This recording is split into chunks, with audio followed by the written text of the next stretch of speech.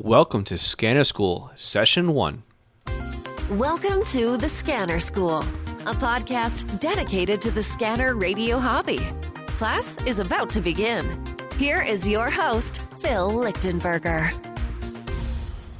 My name is Phil Lichtenberger, and I want to welcome you to the very first episode of Scanner School. Before I jump into my background and who I am, I would like to say welcome and thank you for being on the other end of this podcast. The goal of Scanner School is to answer all of your questions about the scanner radio hobby. You see, each week I'll be here to cover a different topic related to scanning and radios. And we'll talk about the differences, for example, simplex and repeaters. We'll go through what PL tones are, frequencies, antenna systems, coax, and even different trunk radio systems. We'll go into details of Motorola trunking and how they're different from, say, EDAX and LTR. We'll discuss rebanding and what effects it had on scanning. We'll even talk about the new digital modes, such as P25 and DMR, also known as Moto Turbo. So again, this is just a very short list of things I would like to cover on future episodes of Scanner School. So let me just say, if you're new to the hobby, welcome. And if you've been away from the hobby and you're finding yourself coming back, I want to say welcome back. And if you're very active into the hobby, I want to say thank you for spending some time with me. And I hope that you will reach out and maybe one day be a guest on this podcast. So today is January 2nd, 2018, and it's a very exciting day for me, and I hope it's also a very exciting day for you. Because for those of you listening in the future, today marks the launch of the Scanner School podcast and, of course, Scanner School website. So as I stated in my intro statement, my name is Phil Lichtenberger. I've been around radios almost my entire life. If you can't tell from my accent, I was born and raised, and I spent most of my life in Long Island, New York. So if we go back to about the time I was born, my father worked in a two-way radio shop. And before he met my mother, he was into radio. He grew up at my grandparents' house, and he was doing CB back then. You know, he needed a license at the time for CB. And he had his amateur radio license, and again, those weren't the days where you could just walk in to your local amateur radio club. You know, he had to go into the city and go. I believe it was like an FCC bureau building, if I remember the story correctly, and that's where he had to go to take his amateur radio license. So I guess in a way you can say, you know, radio is in my blood. To me, growing up, my earliest memories include being at my grandparents' house and watching the red lights dance from left to right and flying by in the old Bearcat 101. And if I close my eyes, I can still see, standing in their U-shaped kitchen above the microwave and to the left of one of those phones that would hang on the wall, with the long receiver line so you can go halfway across the house and trying to gain some privacy while you're on the phone. That's where that Bearcat 101 lived. And I was a kid, you know, and I just wanted to reach up and just hit the switches on it, right? I mean, that's what kids do. But I just remember being at my grandparents' house and you know, my brother and I would play with the toy trucks or whatever is what we would do, you know, on the living room floor, or be later at night. And my aunt we'd watch New York Islander games. That's where I was introduced not only to, you know, to a lot of other things, but, you know, hockey as well. And it was a great time to be into New York Islanders, because that's, you know, when they became a dynasty, right? The four cups in a row was about the time when I was introduced to them. And if we weren't watching ice hockey, then, you know, my grandparents would have the TV on and they would be watching, Leave It to Beaver or My Favorite Martian or whatever else Nick at Night had in rotation in the early '80s. And I tell you, every time I look at my own Bearcat 101 sitting on my shelf, I'm taken back, and I remember those days at being at my grandparents' house. So before those days, though, my father worked at a marine shop in Freeport, New York. So in addition to selling, Shakespeare Ugly Sticks and other kinds of marine radios, they sold crystals. So back in the days before synthesized radios, you would pop a crystal into your receiver or your transmitter, and that's what set you on frequency, right? That was it. Somebody who wanted to listen to something on their scanner or change a frequency in the radio, where they would walk in and they'd see the guy behind the counter, which in this case would be my dad, and say, "Hey, I want to listen to VHF Marine Channel 16," and he'd go in the back in the shelf and he'd pull out a crystal that was cut for VHF Channel 16. Or somebody would walk in and say, "Hey, I want to listen to the police department. I want to listen to the fire department." And again, back in those days, there really wasn't a lot of frequencies as there are today. And it was pretty easy to find the crystals you wanted because the guys knew what sold in the area and they would keep it in stock. So you didn't really need to know, "Hey, I need to listen to something, 156.8 or 33.9 or whatever it is, the frequency that you wanted." The shop clerk normally knew what you were talking about. And funny thing about that is my dad still has in his garage. He's got those dirty, dusty, tinted baby food jars to the brim, of crystals. And it's funny to see them there, right? But it's a reminder, right, how technology changes. And back in those days, you had a radio that held 4 channels, 8 channels, 16 channels, and that was plenty, right? Fast forward, right? We'll jump over the time at my grandparents' house and what we're talking about now with my dad. But as years go by, right, scanners change, and eventually my dad had swapped out the crystal receivers for synthesized receivers. Basically, what that means is it allows you to somehow put the frequencies in without the need for crystals, whether it be with like the Bearcat 101 by setting the dip switches on the front and hitting the program button and locking in the channel. And then eventually, things become what they are today, where you have a digital interface with a keypad, and you can pop the frequency in using the keypad. And again, times change too, and you can also use computers these days too, right? But my dad had all these receivers, and I can go through boxes at his house, or some boxes even at my house, because things seem to migrate from his place to my place. And I can open up a box and I can find a couple of crystal receivers in there. I can find a couple of the early synthesized receivers, and I can find, maybe a Bearcat 210 in there or something like that, or a Patrolman. It's amazing once you open a box. You can just look at the history of the way things evolved in there, and that's just the way that I grew up. So fast forward, we'll get into like the early '90s. Okay, so I'm in my early teens at that point, and my uncle, somehow he came into possession of a Bearcat 200 XLT, and here's my dad, and he's still, he's still using the old technology, right? My uncle and I, we went out and we bought him his own 200 XLT for his birthday one year. And when I say that my uncle and I went out and bought it, what I mean is I went with my uncle for the car ride when he went out and bought the radio for my dad. And this is great. My dad goes from a 16 channel radio or 20 channel radio, whatever it is he was operating with, to this 200 channel handheld radio that had a battery pack in it. And at that time, 200 channels was more than enough, or close to more than enough. But I swear, looking at what I know my dad had in that radio, because I would borrow it from time to time, I think he really only had 10 channels in it that he programmed.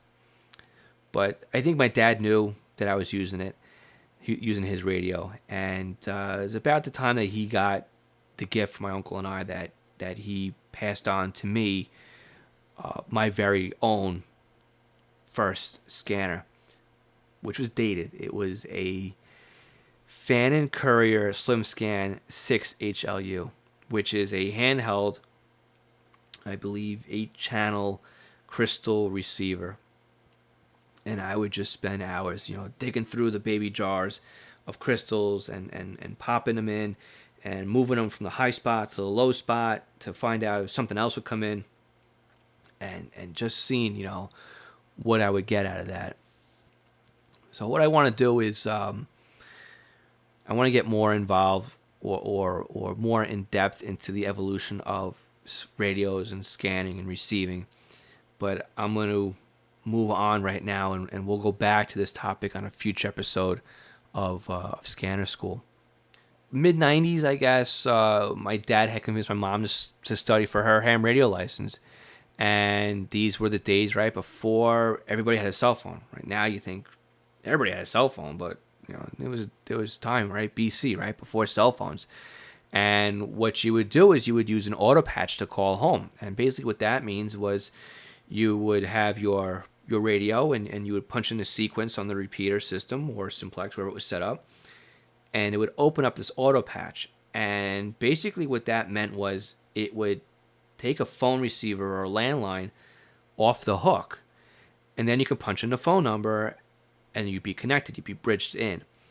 So somebody would be at home and they'd be on the phone, and you'd be in the car or wherever else you were on the amateur radio, and you'd be able to just touch base. Hey, I'm stuck in traffic, or do you want me to pick up something on the way home, or somebody. And I think that might have been the catalyst for my mom getting her ham radio license. And I remember her just studying for it to the point where she knew it. Question, answer, question, answer, question, answer. So she goes, and she also went with a family friend of ours, and my mom and our family friend both got their amateur radio license. So my brother and I were like, well, if mom can do it, we can do it. We both go, and only my brother passes his test. I failed. The next month I go, and we go with another family friend who's actually the son of the person my mom had gone with, and the two of us passed our test. And then the following month, my uncle goes with another family friend, and they passed their test. So it was really a great time for us to get involved with amateur radio. We had people we knew that we were comfortable with, family and friends, and people we spend time with, and we all got involved with amateur radio, and it allowed us to get comfortable and talk and really get involved, I guess you could say. And I guess by saying getting involved, my brother and I, we were discovering other things on the amateur radio. And one of the things that we had discovered was there was a local club, which was is the Long Island Mobile Amateur Radio Club. And they had a junior operators net. So basically what that meant was it was amateur radio operators who were in school, grade school, junior high, or high school. And they would get together once a month and have a meeting, and we go out for lunch afterwards and that kind of stuff. But it was great. I mean, it was people who were my brother's age and my age, and even a little bit older, that had an interest in radio. So it was nice to have people that we were able to associate with and form friendships with, that had the same weird radio interest that we kind of had, right? Because it's not a normal thing for really a kid to want to get involved with this stuff, right? So, eventually with kids being kids and all that people would see how far they would go with or one up each other, right? So my brother went and he passed his Morse code test, and that allowed him to upgrade his license to a Technician Plus, and that allowed him to get onto HF. Me, on the other hand, I still can't get the dits and the das, and I'm trying, and I keep going back to it. So I was one of those no code techs, and I'm now one of those no code general. But it's on my bucket list. I still want to learn Morse code, because I really feel like it would explode my interest in amateur radio, and going to these field day events or something like that, and sitting in the CW tents and listening to these people copy code. I wish I could do that. It's like sitting in and listening to another language and saying, I wish I could be part of the conversation, you know. But again, the nice thing too about the junior operators was it gave us the ability to find mentors. I guess is a good way to say it. My uncle, like I said, would drive us up to these meetings, and my uncle and some of the other parents and some of the other people who were involved in the club, they became our Elmers, which basically means they're a mentor or somebody who would teach us about amateur radio. Right. Again, I want to get more into the ham radio stuff in future episodes, so we'll talk more about that. I'm not gonna keep this. I don't want you guys to think, oh, it's Scanner School, but it's all about amateur radio. That's not really why I'm here. Another net that I had found while I was moving up and around and trying to find new things on the amateur radio to listen to was there was another local net once a week, and I believe it was called Monitoring the Sounds of Long Island. And it was a play on words for the Long Island Sound. And for those of you who don't know the geographical area here, the Long Island Sound is the body of water that's to the north of Long Island and to the south of Connecticut. And basically, it's between Long Island and Connecticut. It's the Long Island Sound. So the Sounds of Long Island was basically a scanner radio net, and I would sit there, listen to it, and I had my pen and my notebook, and I'd write down everything I'd hear. And it became very obvious that my crystal receiver wasn't going to cut it anymore, right? So I also discovered around the same time that there was a swap and shop net, and again, swap and shop net would be people listing things for sale or looking for something. And again, days before the internet and eBay and that kind of stuff, you just jump online and find what you wanted to find. It was a great way for me to find something local, and somebody was selling a BC 200 XLT, and I jumped on it. I remember sitting there and with the new radio and just going through the notebook again, and I stole my dad's police call book when he wasn't home, and I would just turn the pages and write down what I wanted to listen to in the notebook and break them up by frequencies and banks, and spent hours programming this BC 200 XLT, and then I wouldn't like it, and then you'd wipe it out and you'd start all over again, and it was work. I mean, you had to go in there and program in 200 channels, and me, with the police code book, I want to listen to everything, so I had that thing full.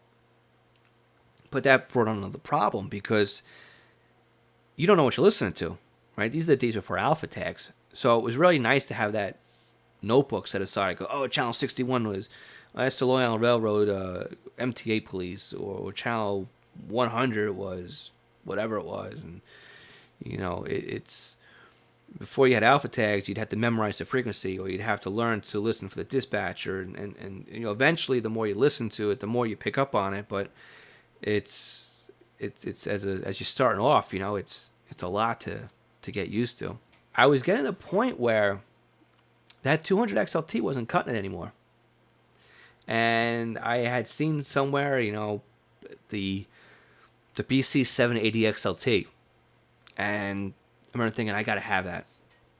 And I know a lot of people felt the same way. And I think some people feel the same way today, that you got to have a 780 XLT, which I eventually got.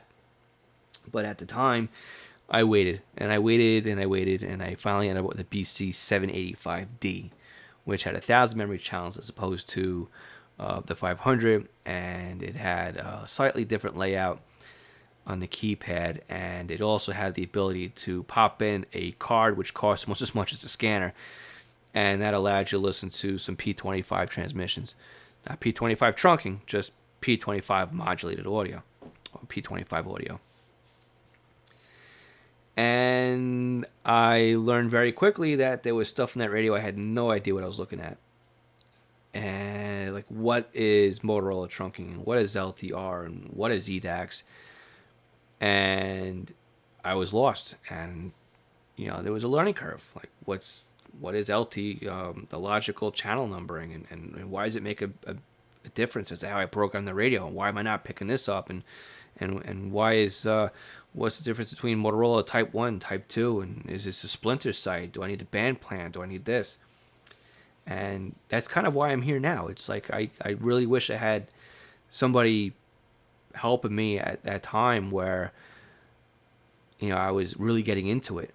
And, I still remember being in that position where I desperately wanted to learn more about this radio and how it worked, and I'm here hopefully to help somebody else who's in that same position right now. So I'll fast forward a little bit, and shortly after getting married in 2003 and buying my own house and putting up my own antennas and getting my own, little radio corners at my own house, that I decided I want to be able to listen to the local stuff at work.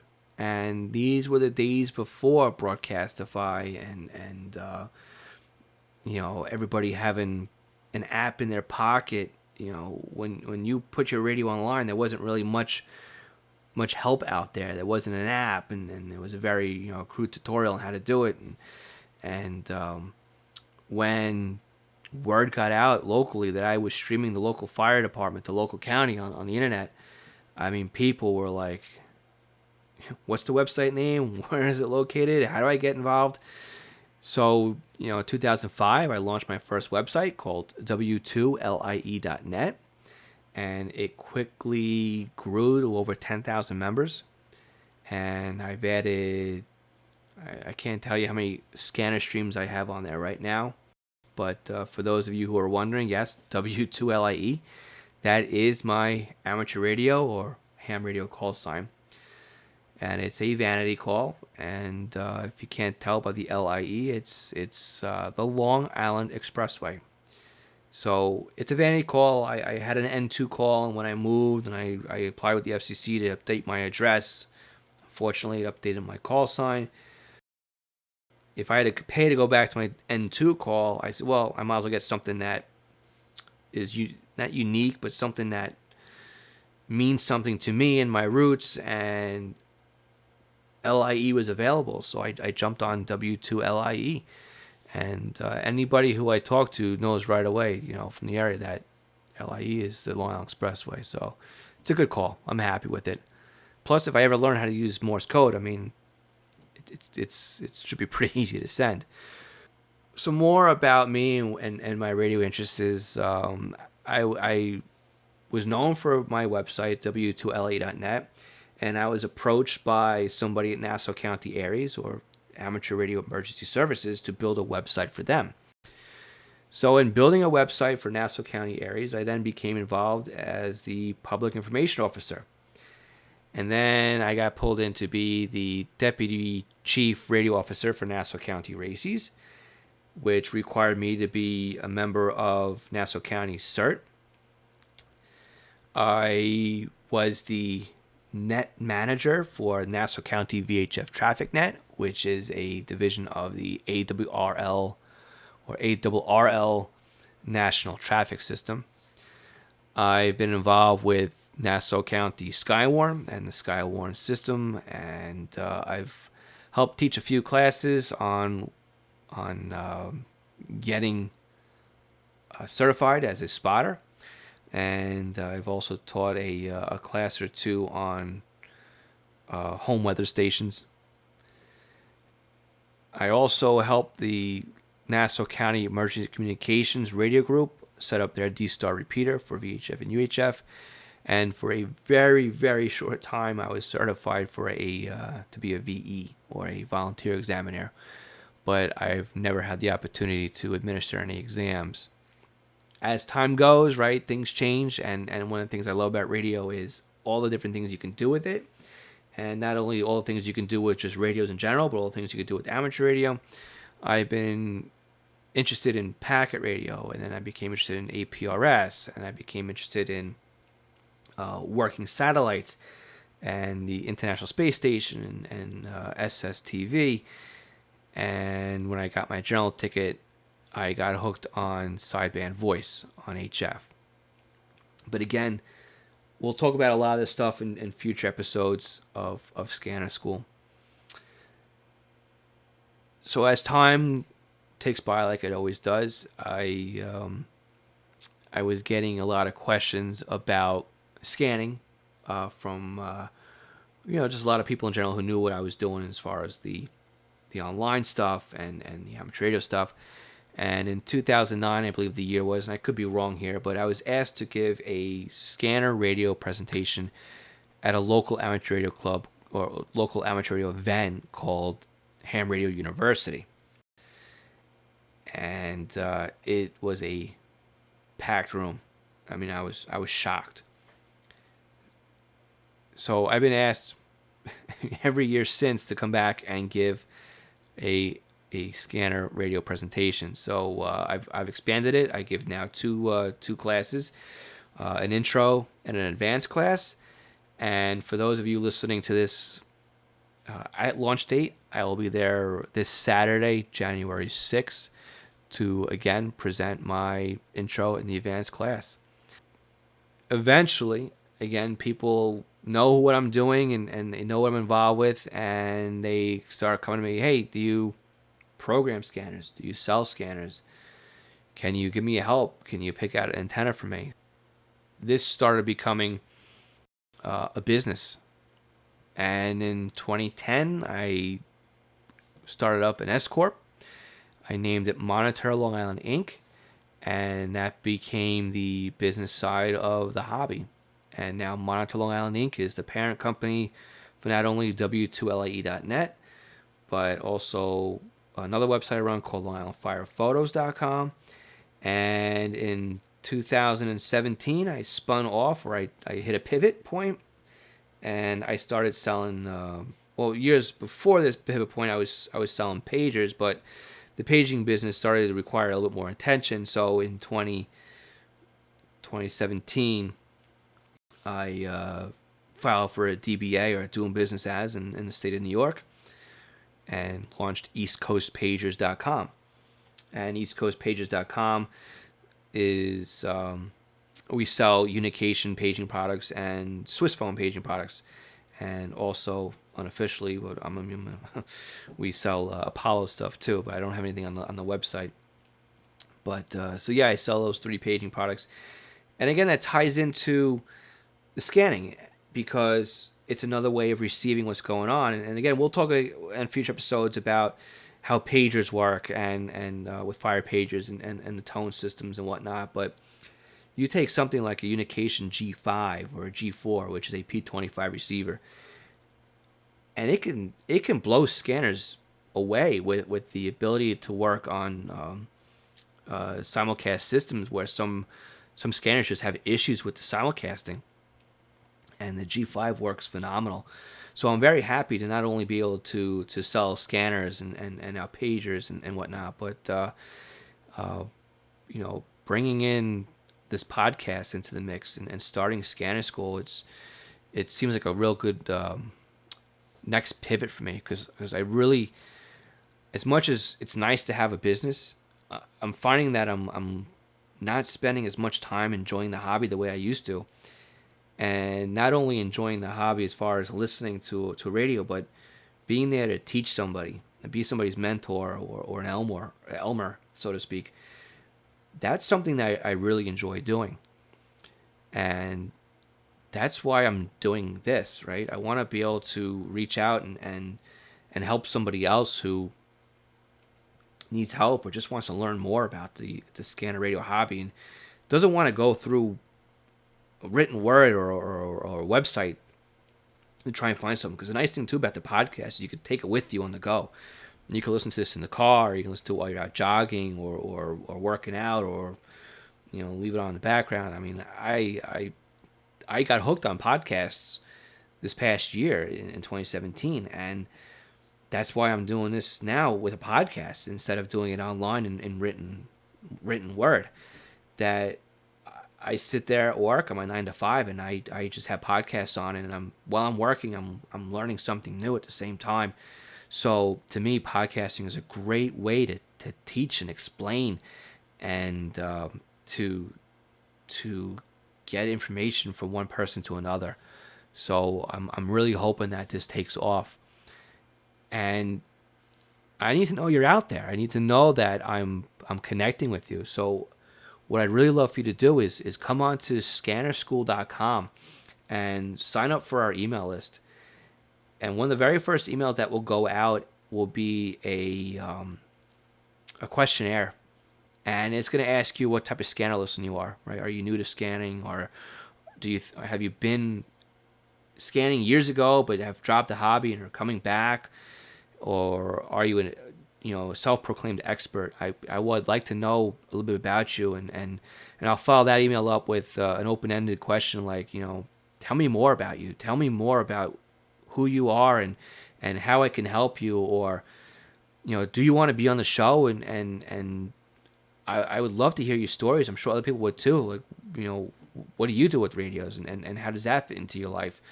So let me know, that you're there and what you're looking for. I'd love to help you out. But the one thing that, again, I would love to say is help me out is by going onto iTunes or Stitcher or Google Play, or however it is that you get this podcast onto your device, and leave me a review and subscribe. That would definitely help us out. And again, it would motivate me to see that there's people who are subscribing to the podcast. But if you're like 2016 me and have no idea what a podcast is, or don't even have an iPod and have no way of listening, you can always go to scannerschool.com, and we'll have an embedded link on the website to listen to the podcast as well. So you don't necessarily need to have a device in your pocket to listen to this. You can listen to it right from the internet as well on a web page. And my goal is every Tuesday to deliver a new session or new episode to you. So with that, I want to say thank you so much for spending some time with me. I hope that the last 30 minutes or so have been informative and have given you a little bit of a background on who I am and why I'm here, and what I hope this podcast becomes. I have a nice long list of topics that I would like to talk about. And again, not every podcast is going to be a 30-minute. I would think that I can deliver the content in bite-sized pieces. I don't want to bore anybody. I don't want to go too deep into something that I start turning people off. So there might be a session or two that may run only 5 or 10 minutes, and that'll be a complete session or a lesson. But again, you can always find us again at scannerschool.com, or again, subscribe to us on iTunes or Stitcher or Google Play, and I look forward to delivering another session to you next week. So with that, I'm going to say 73, which means best regards, and we'll talk to you next time. Thanks for listening to the Scanner School podcast. Be sure to visit www.scannerschool.com to access the show notes and bonus content.